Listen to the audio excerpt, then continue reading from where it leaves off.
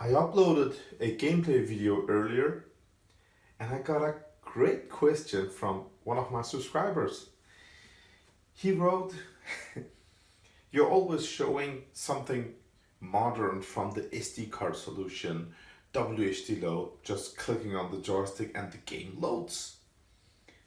Can you make a short video how it was loading from discs and crack intros and stuff like that, how it was back then without all the new great expansions?"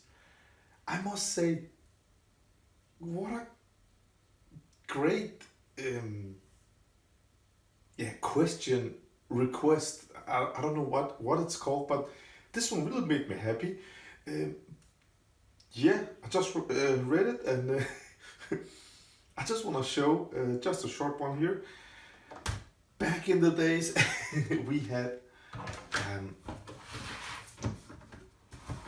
these boxes like these, and they had about 80 to 100 games, and it was just awesome. We visited our friends, and we got Katakis, we have Another World, Mercs, Predator 2, Turtles, and so on. And back then, we had, with the Amiga 1000 and with the early Amiga 500s, we had Kickstart 1.2.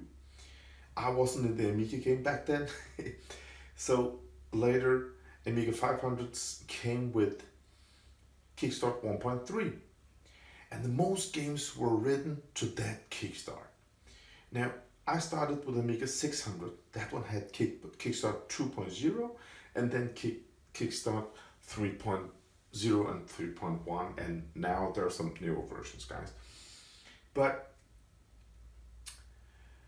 when I wanted to play these games on my Amiga 600 with Kickstart 2.0, I'm gonna boot the ACA here to Kickstart 3.1. Yeah, the screen was like this, and it said 2.0, and everything over 1.3, we had compatibility issues. So when we wanted to load these games, then we had to load a reload kick disk that soft kicked one ROM version 1.3. Now, I have both versions installed in my ACA 500, so let's just check the first game here, Turtles. And as I can see, it's a 3-disc game. Nice. So the subscriber wanted to listen to the disk drive reading, and of course we're gonna do that. But now I'm gonna try to load Turtles. I don't know which version it is. I have 10,000 discs, guys. I'm just gonna load Turtles now, and I'm gonna see if it works with version 1.3. So let's just check it out. Now, this Amiga 500 Plus, it has got 2 megs of chip RAM, and it has got ACA 500, it has got ACA 1221 with 64 megs of fast RAM, and it runs with an 020 CPU, but that's why I like to use the 3.1. But if it doesn't work, then we can just downgrade to 1.3 and see if there's any difference. So let's insert this one and listen to that loading sound.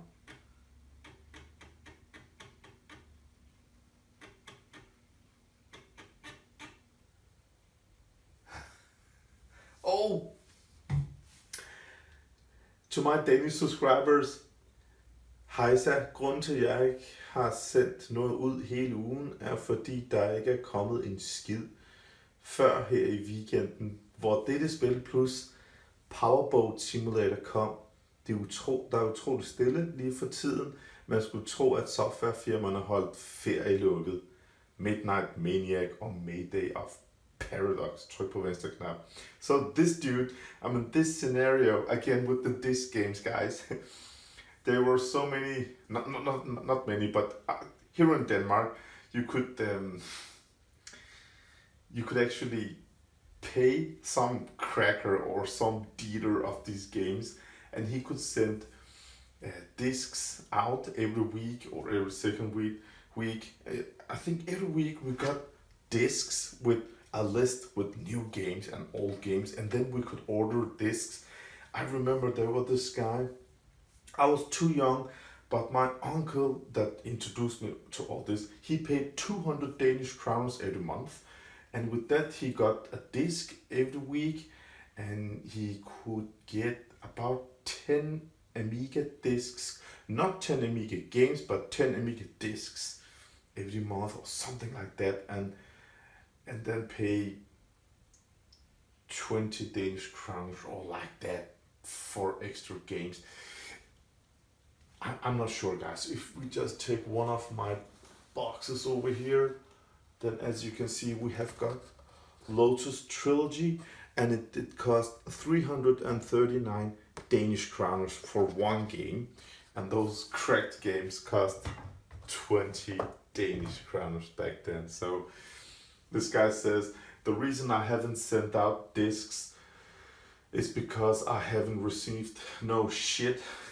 I got it this weekend. I got this game, plus a game called Power Boat Simulator. It's just incredible. It feels like the software companies are on vacation. All right. Disc loading sound. All right. Midnight Maniac, blah, blah, blah. From 1990, guys.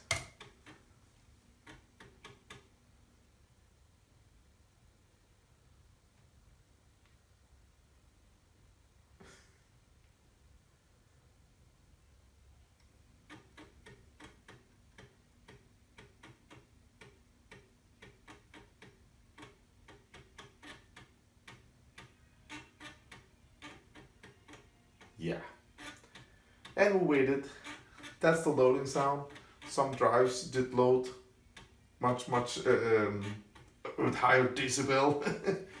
One thing I just wanted to show you guys, sorry, is actually,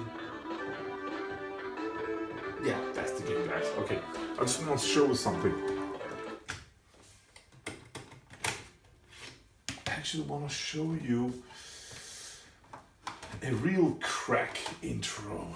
Let's check this one out. This is Shadow of the Beast 3, disc 1, and I hope this one has a crack intro. There we go.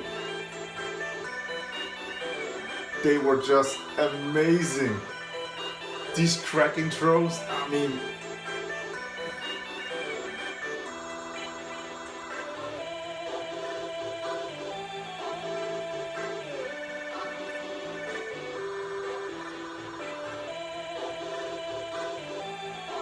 on the Amiga and also on the Commodore 64, the SID chip, I mean those crack intros, they were amazing.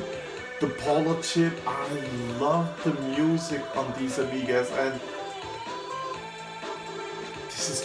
this is amazing. I love stuff like this.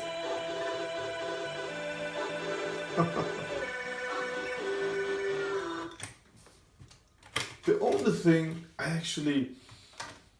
I always use, on WHD load, I always play games from my compact flash card, but I love using discs. I don't, nostalgic reasons, I love them, but also because of these crack intros, they're incredible.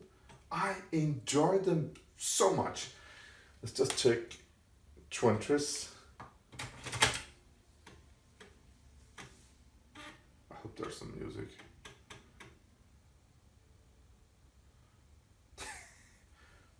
Great. You know what? It stopped loading because of compatibility issues. So, look at this. That's because it was this ROM version. 1.3 now. So this couldn't start up with 3.1. We're gonna try it with this one. Oh, it doesn't look that good. Look at the workbench.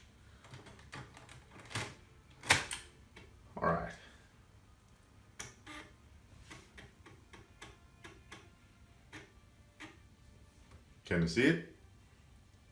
It loads because we have we started with Kickstarter 1.3. Oh, this guy's he's getting 130 discs every month. The fastest guy in Denmark. He's serious, blah blah blah. Free catalog. Over 4,000 Amiga discs, and he there's his telephone number. Fast Eddie, Denmark's #1. I mean, it was just the intro won't work on an Amiga 3000, which means Kickstart 2.0 and newer it wouldn't work, and that's what we experienced just a second ago. It will work with newer than 1.3. Yeah. Alright guys, this is what we did back then with discs. I just want to show it, I just want to share it, and I hope this video was a good enough answer. Have a great day. Bye.